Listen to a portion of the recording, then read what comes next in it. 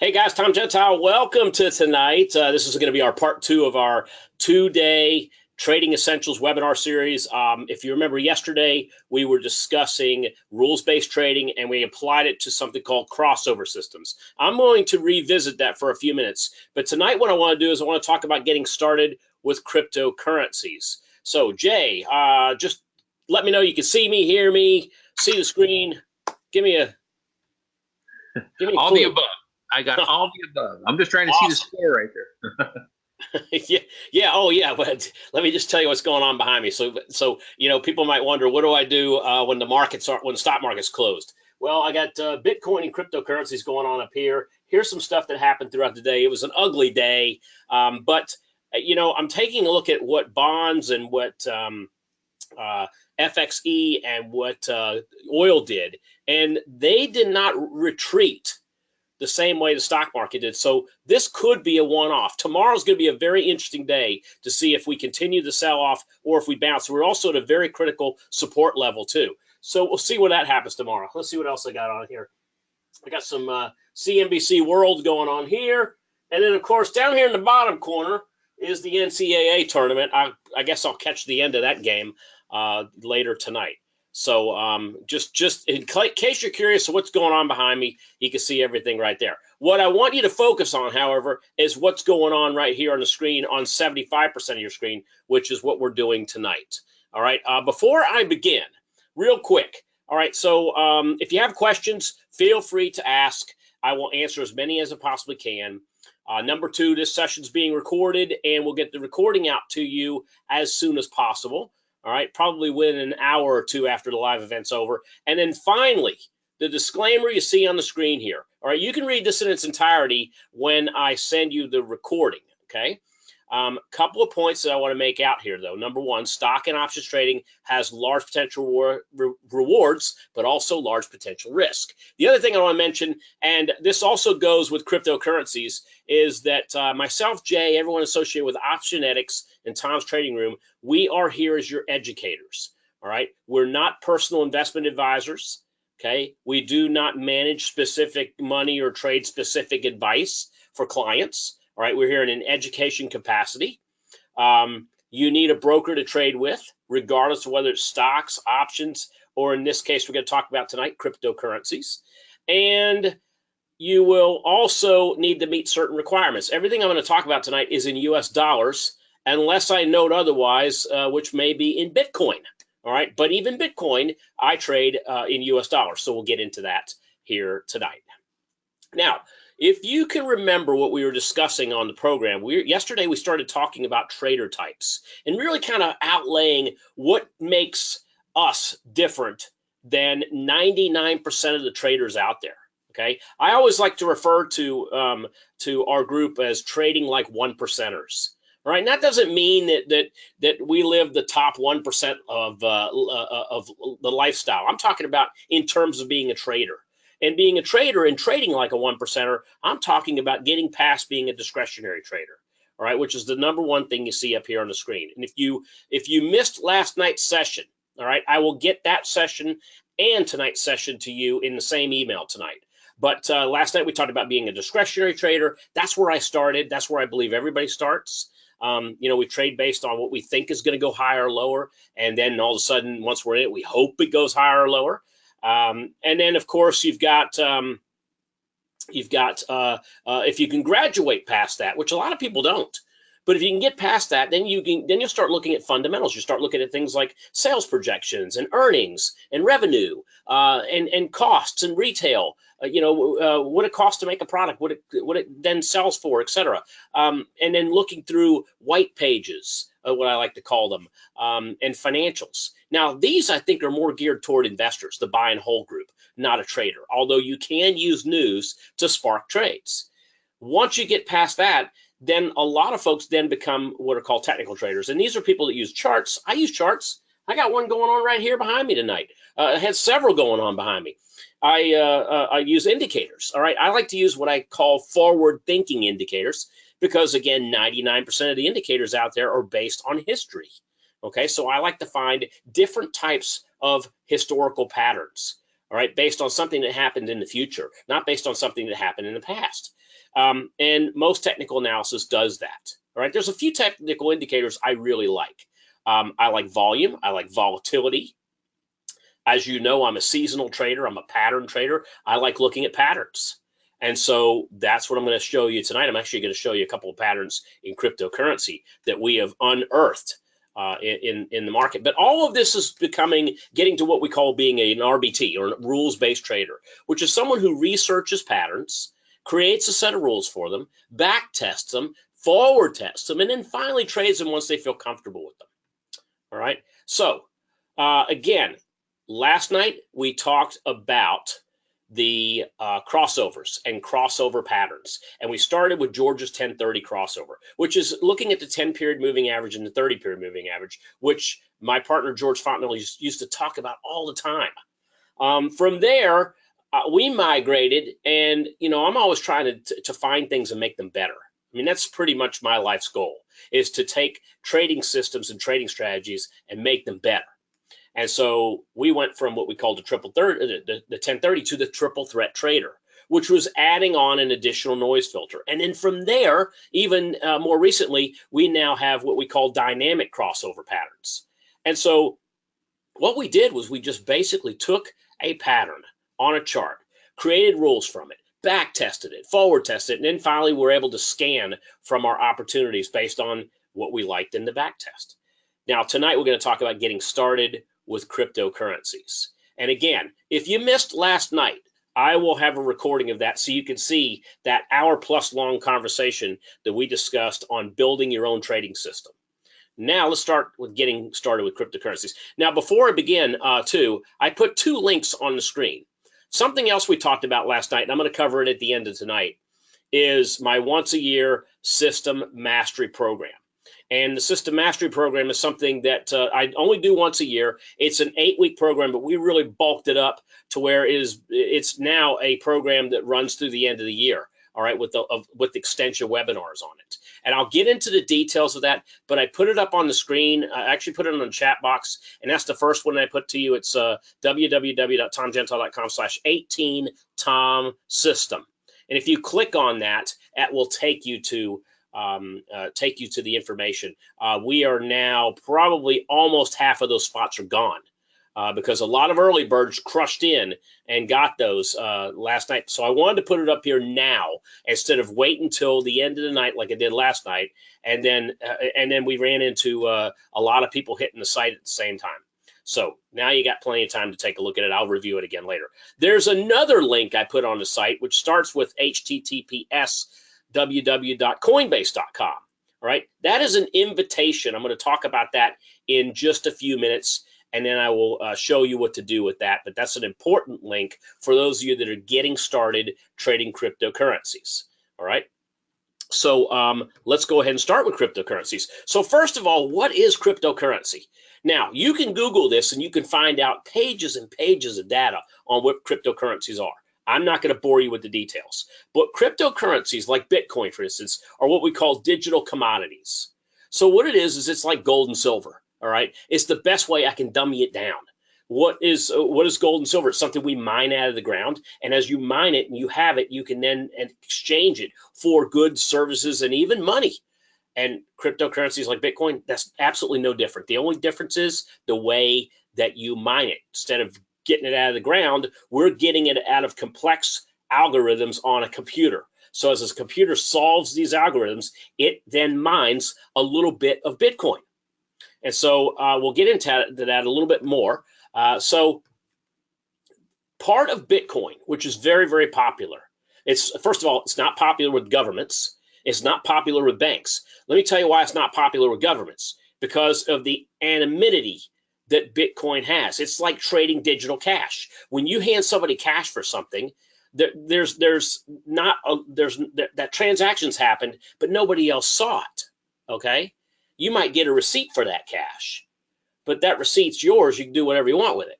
Okay, digital currency is very similar. When you buy something with Bitcoin, you're basically paying digital cash for that good or that service or that swap.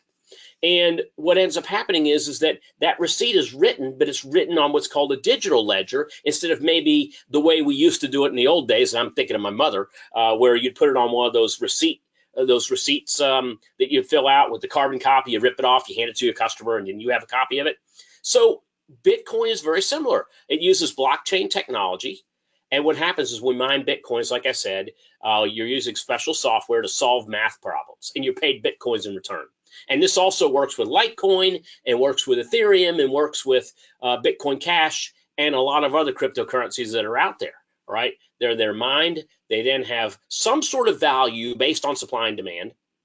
And as you use them, users, which are called nodes, add transaction records to blockchain.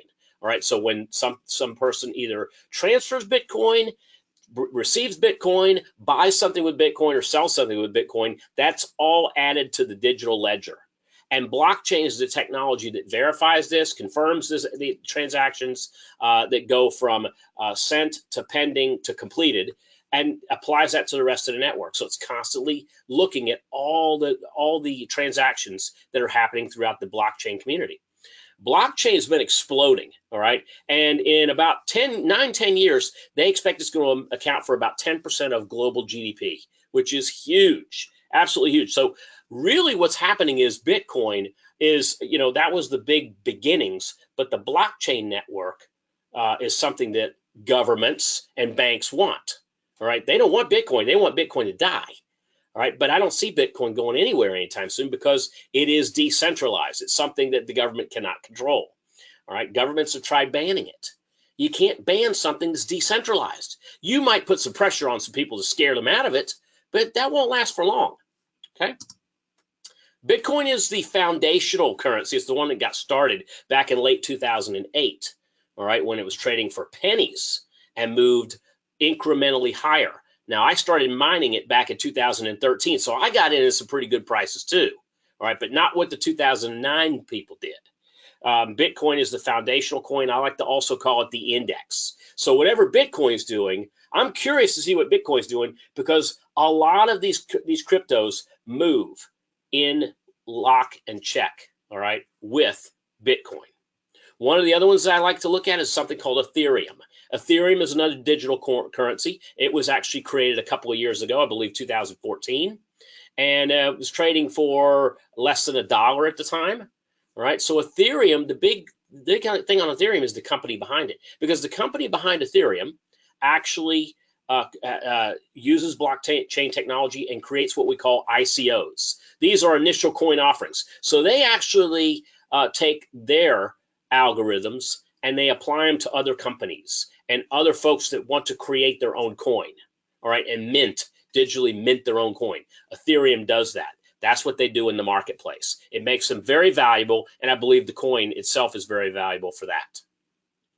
Now, there's several others, and I'm going to go into my watch list at the end of the night here, but the big coins, all right, the big up-and-comers are what we like to call altcoins or alternatives. These are alternative coins. They're lower priced. They're the up-and-comers, all right, that all of us want to jump on and ride that next 1,000, 2,000, 5,000% gain. And so altcoins are all decentralized. They are all there's going to be several of them out there. There's probably about 1,400 of them right now when you add up all the cryptocurrencies that are on the marketplace. And they account for somewhere south of $400 billion in market cap. So thousands of altcoins, and they're all trying to improve on the Bitcoin technology. And keep in mind that although there are thousands of them out there, most of them are crap. Most of them are a myth or they're based on a thought, but nothing real substantiating them. But there are a few that are. All right, there's a couple dozen out there that I have my eyes on that I like. I'm gonna give you a few of them tonight. One is called Litecoin, and Litecoin is a very popular altcoin. It also, the big thing about it is it actually has more units, more coins that are flushed out there in the marketplace than Bitcoin. All right, it's very popular among. I know I've heard this term that it's the poor man's Bitcoin. All right, but even Litecoin is something that the poor man is having trouble affording now that it too has come up and actually gone up quite a bit in the last year. But it's the cheapest of the bunch, of the big four, that's for sure. And volumes on altcoins are actually very low. So you got to, the good thing is that while that's good, it makes them very easy to trade. You might think that there's a big spread between low volume coins. Low volume coins typically trade in pennies, all right, not in thousands of dollars. And because of that, the spread between that bid and offer is very, very thin, because we're talking about fractions of a penny here. All right. So we've talked about Bitcoin, we've talked about blockchain, we've talked about altcoin. And again, I'm just touching on these right now. Okay. You can find out a lot more information and what I can give you by going out and Googling it and finding out, more information on all of those. But what I want to talk about is my experiences and how to profit from Bitcoin. All right, because I've been doing this for several years. I've been doing it kind of under lock and key, not talking about it too much. My partners have known what I've been doing. I've talked to them about this a little bit.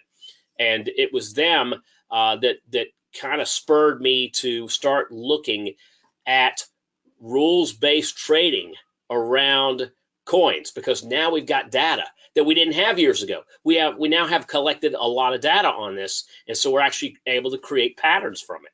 But the one thing that I've learned is there's about 3 ways to profit on cryptos. All right, 3 ways that you and I can profit on cryptos without creating our own initial coin offering. And that would be to mine them. You can mine them. You could buy and hold the next up and comer, or you could trade them. Now, we're going to talk about each of these right now. So let's start with mining. So mining cryptocurrency. I mined cryptos back in 2013. Okay. I didn't do it because I saw the next big thing coming. I honestly did it because I wanted to know how the technology worked. I wanted to know this. I'd have been better off, I think, if I'd actually taken the money that I put into mining cryptocurrency and just simply bought Bitcoins with it. Because I purchased a machine that was at the time the most expensive mining machine out there. That was in 2013. It was about the size of a small refrigerator.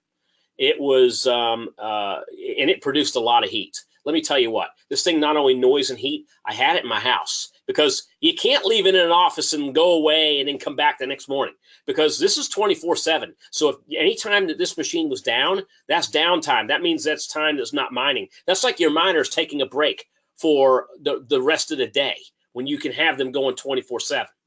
So I had this thing running in my house. And I had my son watching it when I was busy trading. And then in the evening and afternoon, I heard this thing humming at night. I mean, it was so loud. It went from the loft that I had it in on the second floor of my home. The sound went right into the bedroom. You can imagine how well my wife appreciated that. In fact, not long after that, she banished the Bitcoin machine. So I had to power it down, then get it into the garage, power it back up. And what I did was I was with a mining pool at the time. I learned all this stuff. I learned how to mine. I learned how to use the right mining pool. I was using a pool called Slush at the time. And I mined off several Bitcoins in the period of 2013 and 2014. And so, exciting. It's exciting. And I also know this. My wife was ready by the time we came into summer of 2014. It's already hot enough in the state of Florida. But when you got a machine that's got all these graphics cards in it, and I got to say it was 16 fans. So think of your computer, all right? Think of whether you have a laptop or whether you have a, something like this that's powered by, I think I have a 4-core on this one. No, it's an 8-core. This is an 8-core I'm using. And then I've got back in here, I've got the iPad. That's got a little processor in it. But they all have fans. And some of them more fans than others. I think I got 4 fans in the 8-core that I have. But I had 16 fans running on this Bitcoin machine. It sounded like a pack of bees. It literally sounded like a swarm of bees. And so anyway, I ended up selling it because it just made the garage so hot that, things were melting. Let me just put it that way. Things were melting in the garage. So I had to shut it down. But nevertheless, I got some good amount of Bitcoin out of it. Now, does it make sense to mine now? Back then when I was mining, we were sub 1,000 for Bitcoin. Now, the machines are faster. They're more expensive. Okay. They are better. They are more efficient. But with the cost of Bitcoin, the risk is that you're mining all these at today's cost, when it could go up and it can actually work, but it could go down, and you've got price risk, you've got electricity risk, you've got the fact that every 6 months somebody else is coming out with a bigger, better, faster Bitcoin mining machine, and it devalues yours. So you've got devaluing risk on your current equipment. So the problem is that more than likely you cannot make money mining cryptocurrencies. All right. It's better off just to look at buy and hold or trade. So that leaves those two. So let's talk about buy and hold. Let's say you bought Bitcoin when it was on the rise. So this was last year, November 1st, $6,736 for a Bitcoin. Okay. A few weeks later, $19,205. I remember this because this was all happening around the holiday break. And you all remember this. So the holiday break, we saw a Bitcoin trading up so high. I was getting phone calls from people that I never even thought in a million years would call me about trading, and they were asking me about Bitcoin. And that right there led me to believe that we were going to get the first sell-off in Bitcoin. Now, I had the sell-off going down to around 8,000. I didn't see it going down as into the sevens like it did, but still, we saw it. I was looking for a 50% pullback. We got a little more than that. So notice that November 1st, 67.36, December, Christmas time, 19,000. And now all of a sudden we were down to 7Ks just a few weeks ago. Now we are 86.82 as of right now. Okay. And look at the bold heading down at the bottom of this slide that I have for you. I do believe Bitcoin is heading to new highs. I do not think we're at tulip mania yet with Bitcoin. So let's get started with your first step in this industry. I want to ask a question right now, and I'm going to use the Q&A piece. All right. And the question I have right now to you, and this is going to give, I'm just looking for a simple yes or no to this question. Are you ready? Who in here has never traded Bitcoin before? If you've never traded Bitcoin before, say yes. Okay. Or you could say never. If you have traded Bitcoin before, just say, I have. All right. Wow. Wow. Oh boy, we got a lot of nevers in here. That's fantastic, because that's what I wanted to hear. I want to make sure the majority of you in here have never traded Bitcoin. Maybe you've never opened an account. You're looking at it. You know this is something that you want to be interested in, but you don't know where to start. If that's you, then the next few slides I've got for you for sure. If you're already trading Bitcoin, then you're going to love what I'm going to show you here a little bit later on in this program. So let's start right now. So the first thing we have to do is when you trade Bitcoin, think of cash. All right, you have some cash. What do you do with it? You stick it in a safe, or you stick it in your wallet, or you get down to the bank and you deposit it, right? Okay, so with Bitcoin, before you get started trading, the first thing you want to set up your digital wallet. Okay, that's the online platform. That's the exchange that you can use to buy and sell cryptocurrencies. And it's also, you can set up multiple wallets within an exchange so that you have, in fact, when I point you to the right exchange, it sets the wallet, the first wallets up for you. So you have a wallet for Bitcoin, Bitcoin Cash, Ethereum, Litecoin, the big ones. All right, the ones that I want you to look at first. So this is your cryptocurrency marketplace. It's your exchange. Now, I'm going to give you a link. I already put it on the chat box, but I want to make sure that you are looking at the right one. All right. So I'm going to resend this out to everybody. This is a link to Coinbase.com. This is an invitation from me to you. There's a reason why I want you to use this. All right. Is because it's beneficial for you, because you will get a bonus. Remember I talked about Bitcoin bonus? You're going to get a Bitcoin bonus when you deposit your first amount of money into Bitcoin. They give you a 10% bonus when you deposit $100 in. And, and then you think $100 isn't much, but you know what? You can start trading on Bitcoin and cryptocurrencies with as little as $2. That is low risk. All right. That is as low risk as you can find. So I want you to start there. And when you bring this up, all right, I'm going to send this out to you in the recording too. I'll send you the link. So when you bring this up, what's going to happen is you're going to get something that says, Tom Gentile invited you to try Coinbase. And you're going to click on that piece, and it's going to take you through the steps to join. All right, and the steps to join are actually really simple. So what's going to happen is you're going to go in and decide whether you want to open or you want to create an individual account or you want to create a business account. Okay, and you're going to go in, you're going to put your name, your email address in, you're going to put in your a password. All right, your state. You obviously got to say I'm not a robot and go through that CAPTCHA phrase. And then here at the bottom it says I currently certify I'm 18 years of age or older and I agree to user agreement privacy policy. You click on create your account. Now what's going to happen is next you're going to create something called a two-step verification.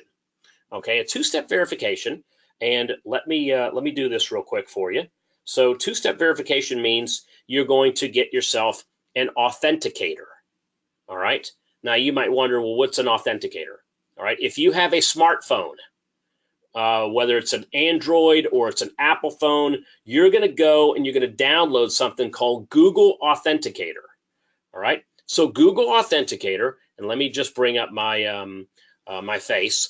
Google Authenticator is something that goes on your phone. And what this does is this is a constantly changing number for authenticating any of your trades or your buys or sells on Coinbase. So what that's going to do for you is once you download that, it's going to give you, it's going to show you for Coinbase a verification code. You're going to type that in to this two-step verification. And then you can click on don't ask me for this code again for 30 days. And what that does is that's two-step verification, then opens the platform for you. And now you've got the platform. And you don't have anything in the platform, but now you've gotten to where you've signed up and you've created your two-step verification, all right, which is as good as anything out there in terms of verifying who you are. It'll also verify any transaction you do with that two-step code. You can even enter another form of verification too and make it 2 levels deep if you want to, and they show you how there at Coinbase. So why Coinbase? Because it's one of the most trusted exchanges in the world. They're headquartered out in San Francisco, all right? They will more than likely embrace regulation when it happens. And so, you know, and someone asked me this today. They said, are you concerned about the regulation that's going on in Bitcoin? And honestly, I'm not. I do believe there's over-regulation. We have that everywhere right now, not just in the U.S., but a lot of countries have governments that over-regulate and do a lot of burdensome, put a lot of burdens on business people. But when you first start to regulate something, what it does is it creates a sense of security amongst people who like to engage in that. All right, I trade stocks on the New York Stock Exchange and public stocks, for that matter, that the public market is a market that is regulated. And I would like to see the same, at least some initial regulations with cryptocurrencies, even though we are in a decentralized environment. What is making Bitcoin and these other currencies stay at the levels that they are? And this is right in here, 86.72. You're seeing things like futures exchanges, which are actually that legitimizes cryptocurrencies right there. When the Chicago Board of Trade and the Chicago Mercantile Exchange create futures contracts for Bitcoin, I mean, they're basically all but saying it's an asset. They're not saying it's a currency, but they're saying it's an asset. When the IRS says they're going to tax you on any gains in Bitcoin, they're telling you it's an asset. Okay, and who wouldn't want revenue in the form of tax revenue? What government would not want revenue? Taxes on gains, especially something that is now represents a $400 billion market cap. So once you get here and you do your two-step verification, then you can go in and add bank accounts. All right. Now they, I don't know how much you can do with credit cards these days. I got to tell you, a lot of millennials, we'll call them, opened accounts and used credit cards, and they went and signed up for a bunch of credit cards, maxed them out, and bought Bitcoin with them. All right. And maybe they made money or maybe they didn't. But there's a pretty good guarantee that most of those credit card companies never saw their money back again. So there's been less and less use of credit cards.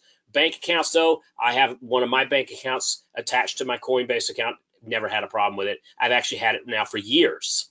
All right, never had an issue with it. You can add accounts. You can do wire transfers to move money back and forth to your Coinbase account. This tells you all the information and how to do that. There's also buy and sell. And to buy and sell, you know, if you notice that in this case, I'm showing 4 different wallets: a Bitcoin wallet, a Bitcoin Cash wallet. Bitcoin Cash is something that's relatively new. It's only been around for a few months, and it's supposedly a way of being able to buy and sell using Bitcoin Cash, which is easier. I think ATM machines are now going to allow you to use Bitcoin Cash too. So it's just a different form of Bitcoin, different way to use the blockchain technology. There's Ethereum, all right, and then there's Litecoin on here as well. Then you've got, you know, if you're going to buy some, then what you do is you click on which one you want to buy, you enter your payment method, you enter the amount that you want to purchase, and you just click on Buy Bitcoin. All right. Once it does that, you'll get that authenticator. You're going to have to get to your phone again and punch in that number that comes up, and that number revolves. I believe it's every 30 to 60 seconds. It's changing.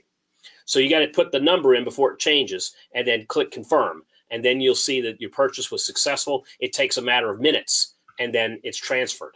All right. Now you can do that with every coin that's in Coinbase. There's 4 of them in Coinbase. There's a 5th that may be coming on real soon, which is Ripple. We're still waiting to see that happen. All right. So it just, you know, as you purchase Bitcoins, as you buy and sell them, you will do the same thing. You will decide how much you want to buy or how much you want to sell. You will, and Bitcoin even has a cash wallet too, so that you don't have to worry about bank transactions, because the one thing about bank transactions is they take about 5 days. Now, when you buy Bitcoin and you press the confirm button, you ask how much you want to buy and you hit confirm, that locks in today's price, but you don't get the Bitcoin until the transfer is actually made. All right. And the transfer may take 5 days for your money from your bank account to come over to Coinbase to pay for the Bitcoins you just purchased. All right. But when you sell Bitcoins, it's instantaneous, because you're taking coins you have in your Coinbase and you're selling them and you're getting US dollars. And those will actually go into your USD wallet if you specify. Right. Notice that each of these, I just showed these. I did these a couple months ago, and you can see what $100 would buy you. All right, so at the time, it bought 0.0059 BTC. It bought 0.0381 BCH. It bought 0.0872 ETH, that's Ethereum, and it bought 0.35 Litecoin. So it bought more Litecoin than it did any of the other 3, but that's because Litecoin is the cheapest of the 4. At least it was at that time, it still is. All right, from there, you can go into your wallet, and you can see each wallet, your Bitcoin wallet, your Bitcoin Cash wallet, your Ethereum wallet, your Litecoin wallet, etc. And you can see what's happened in terms of what you've been doing with Bitcoin. All right. Now, how do you send Bitcoin? Well, there's a process over there. It's very simple with Coinbase. I think Coinbase is one of the easiest ones to use because it's the easiest. It's one of the most trusted. That's why I'm showing this one to you tonight. And it's the one. It's my main use. It's the one I use the most. It's Coinbase. So what you simply do is if you're going to send Bitcoin, you would get the address of who you're sending it to. Now, the address is going to be this long string of letters and numbers. There's also a QR code. So if you had a phone and you want to do it, you could scan a QR code and then basically press send. All right. But let's say you don't have that. You're using a computer, you put the address in. It's just simply copying it and pasting it in. And then you're going to withdraw Bitcoin from whatever wallet you're going to use. You send the amount that you want to send, you hit continue. You can put an optional message in there. I like to put in who I'm sending it to, whether it's a person or a company.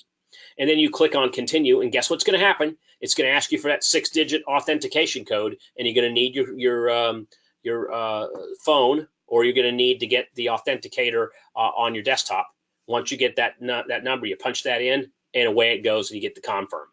That's how to send Bitcoin. How to receive Bitcoin. This is something we all want to learn.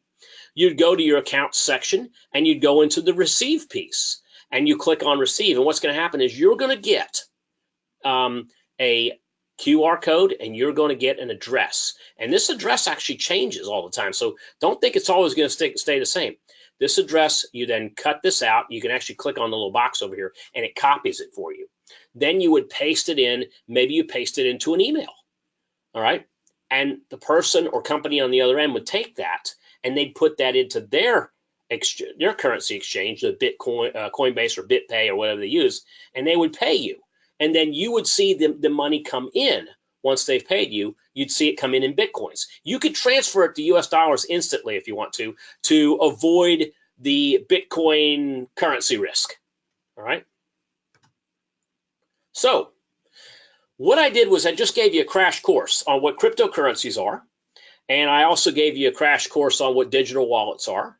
I gave you a special link that you can sign up and open your currency, your first currency exchange using Coinbase, which is what I use. All right.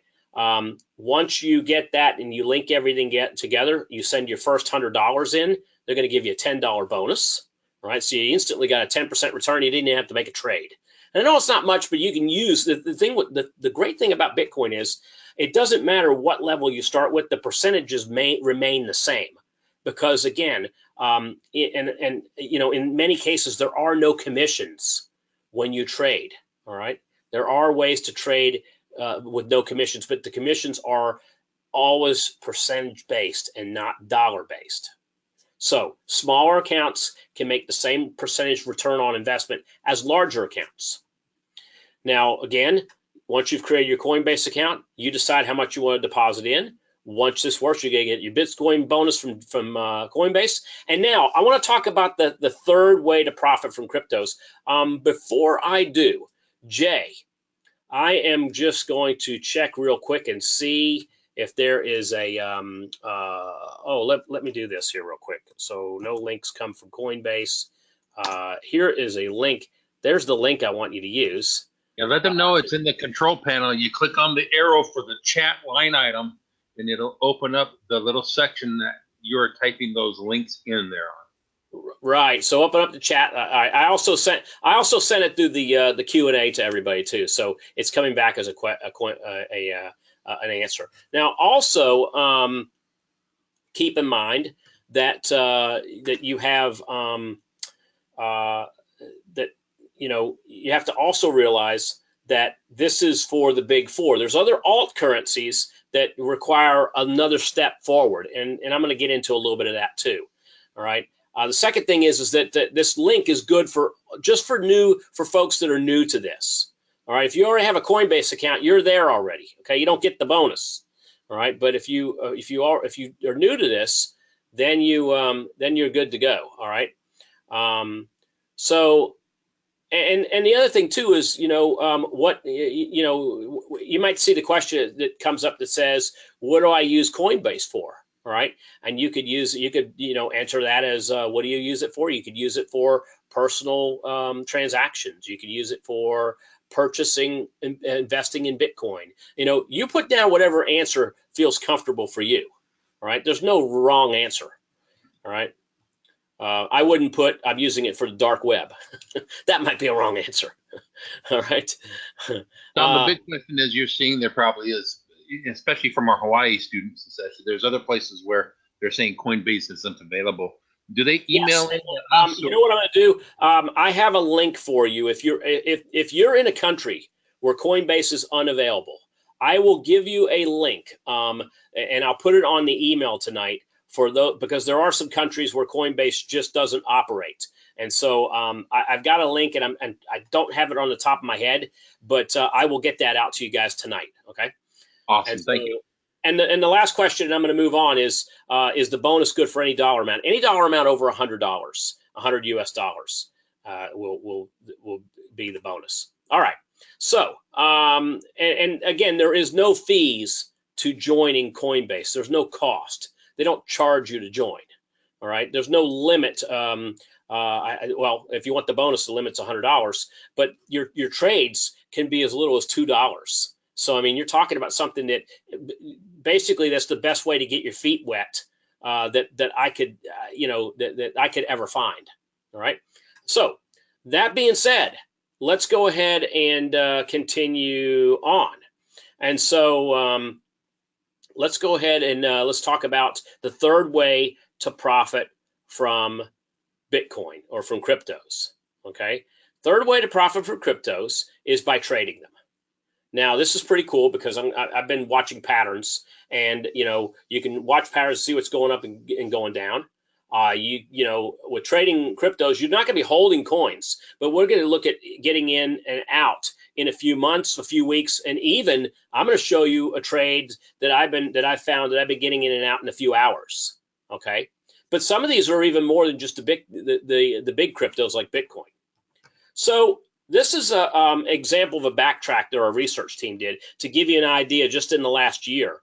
What has happened, even in less than the last year, what's happened with some of these coins. This is Chainlink, and you can see Chainlink has gone from 14 cents to $1.34, 822% return. Another one that Bancor, 182 to 10, all right? Particel, $5.29, $45. Look at this one, Digital Note. This thing was less than, there's a penny, there's a tenth of a penny. It was about it was less than 2/100ths of a penny. Went to over nearly 10 cents, 61,000% gain. Crazy numbers. All right, but this is the part I want to make sure you're all aware of. Just like trading options, you cannot blindly do this. Okay, you got to have a rules-based trading strategy. You got to have a managed risk approach, and you need to plan, execute, and manage your cryptos. And what I want to do for you today is show you how I do this and teach you this part. Okay, all right. And so keep in mind that's the plan for me tonight. Is that it's great to spoon feed you, but I want to show you how to do this yourself. Okay, and so part of what I'm doing is timing these. And now, if you know the system that I use long term that I've been timing the stock market in, we took the money calendar and we added cryptocurrencies. We actually put one on the side. We're alpha testing it right now, and so we have a Bitcoin money calendar that gives us the best buy and sell dates. Now, the thing I want all of you to realize here, which a lot of people don't, you cannot short sell cryptocurrencies. The only way you could short sell cryptocurrencies is to sell the Bitcoin futures market. All right. And I'm not here to teach you about futures trading. But take that out. The only thing that you really can do with timing cryptos is the best time to buy to get in and the best time to sell to get out. All right. We have a version of the money calendar, which we are just finishing the tweaks on, all right, that does just that. Now, number two, I also have a system that can capture the 24-hour marketplace to find the best buy and sell times down to a daily clock. I'm going to show you both of those. I'm going to show you a glimpse of both of those tonight, all right, and what you can do with them. So this was the Bitcoin money calendar in March. And now keep in mind, this is just Bitcoin. This is not the others, although a lot of the others do move with Bitcoin. But this is Bitcoin itself.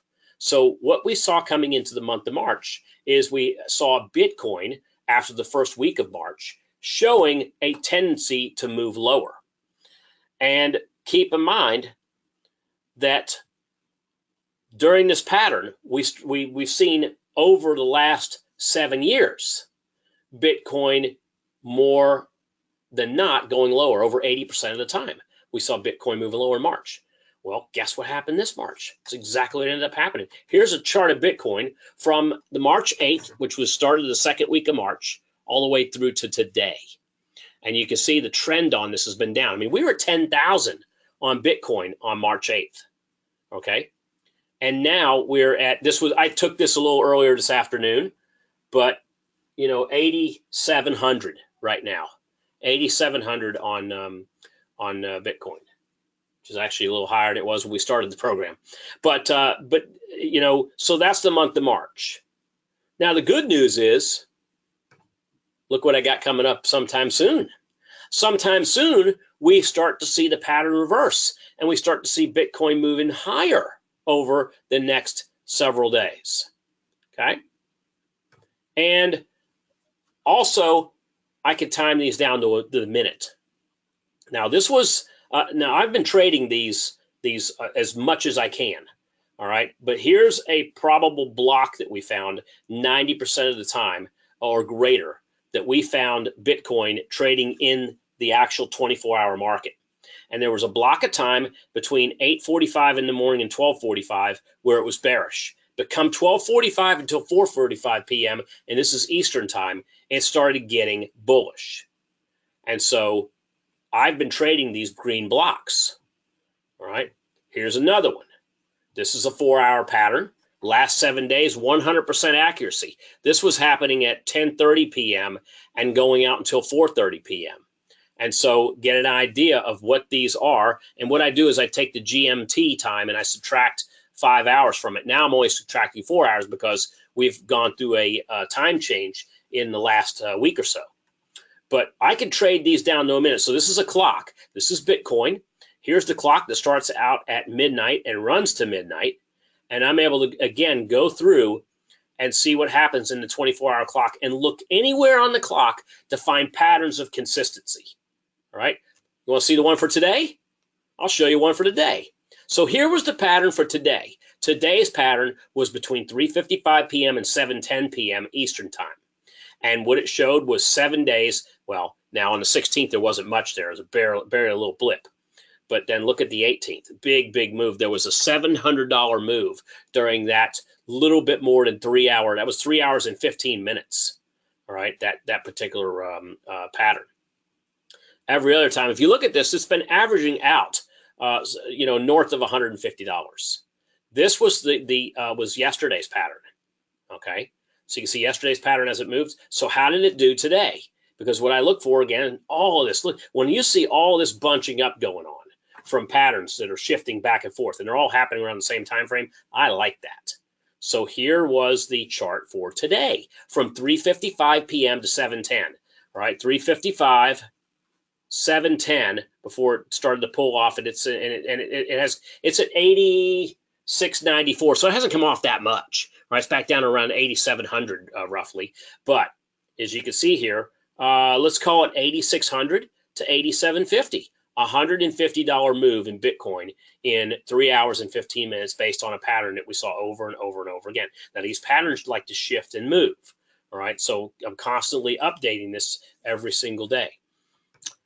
So what am I watching right now? So what I do is I look at Bitcoin first. Bitcoin's our index. It's kind of like the Dow Jones Industrial Average of cryptocurrencies.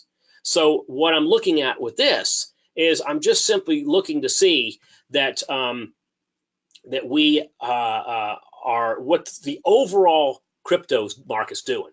I look at Ethereum because it's more company based. Bitcoin is just a foundational coin. It's numero uno. All right, it's the one that has the most market cap. It's obviously the highest priced, so it's one that everybody looks at. Ethereum is company backed. This is the company that creates initial coin offerings for other companies. Therefore, I think it holds value and it's something I want to look at. Another one I started looking at this week is a coin called Stellar. Right, and these are the ticker symbols. BTC is Bitcoin, ETH is Ethereum, XLM is Stellar, and I like to call it the cheaper cousin to the cryptos, okay?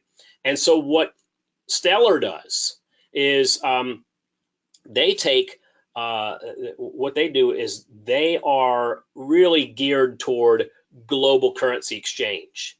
And if you've ever gone to an exchange desk or a bank or somewhere to exchange dollars for pounds or Australian dollars for New Zealand dollars or whatever it is, you're going to get clocked a percentage.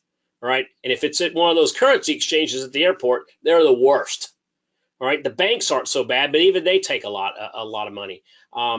But using someone like Stellar, what you do is you have an account with Stellar. You buy Stellar coins with your country's currency. You now get Stellar's coins. You then it will instantaneously translate those into the currency of your choice. Guess what? No spread. Only the bid-ask spread that's going on in the spot market, which is very thin. So, you're not paying, I think I paid, I just did a US dollar to New Zealand dollar exchange. And I paid, I want to say it was somewhere around 80 pips, which was insane. And I'm going through the FX desk at the Bank of New Zealand. And I'm still paying 80 pips which is insane.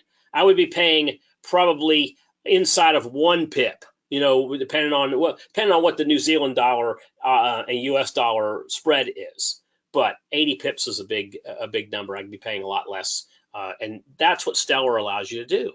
Now I see about a 2,000% gain on this particular coin, and so I wanted to share with you a couple of these and show you what I'm watching right now. And so if we were to